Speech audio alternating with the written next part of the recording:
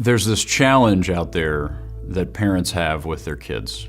It's such a wrestling match to try to ingrain in our children our opinions and our thoughts around how money should be managed. And parents think that their kids will learn all of these amazing financial skills if they just keep telling them enough. Think of other things that kids learn by experience. My favorite example is walking.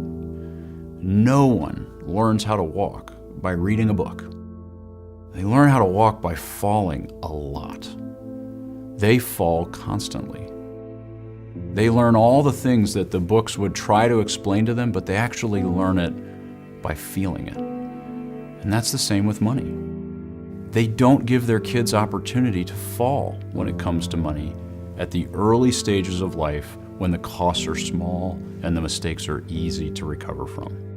When we think about the decisions that kids make when they're in college and when they're out of college, and when they go and they buy a car, it's thousands of dollars. If they make a mistake, their mistakes involve commas.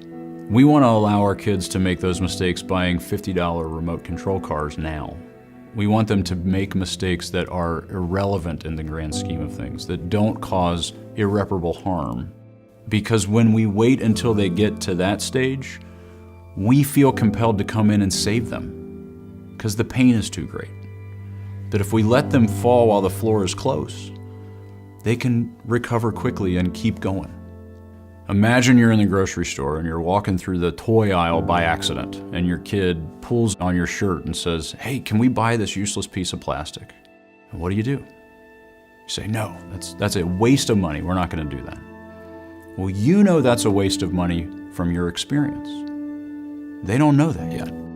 You just kept them from experiencing one of the most powerful teachers in all of the financial world. It's the Yoda of finance, and that's buyer's remorse.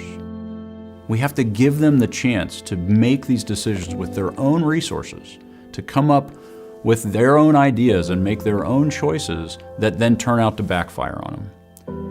Because then they start to learn things like, boy, the packaging lied to me.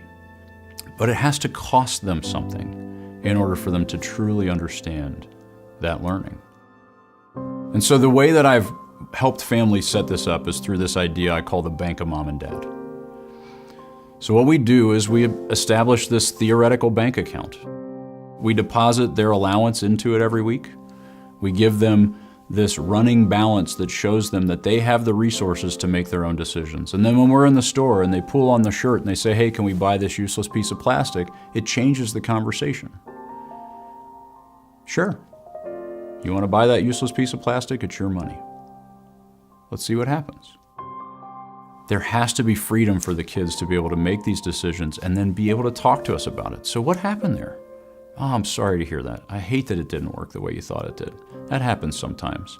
Maybe next time, they'll figure out that the package is lying to them, and you won't even have to tell them.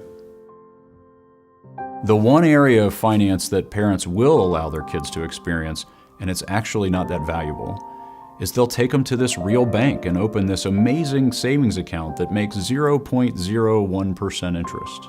After 3 months of having their birthday money in the account, the kid gets a statement that says they made a penny. They learn saving is stupid. It's really boring. It's not going to get me anywhere. I might as well spend my money. We're teaching them exactly the wrong thing. So the bank of mom and dad, this theoretical account, pays significant interest. Maybe the bank of mom and dad pays 10% interest. And every month, our kids see that their savings is growing, that there's compounding interest, and oh my goodness, I made an extra week's worth of allowance just in interest this month. Saving is pretty cool. It's really powerful. They'll only learn that if we give them an experience of that rather than just telling them over and over again. And the bank of mom and dad is the method.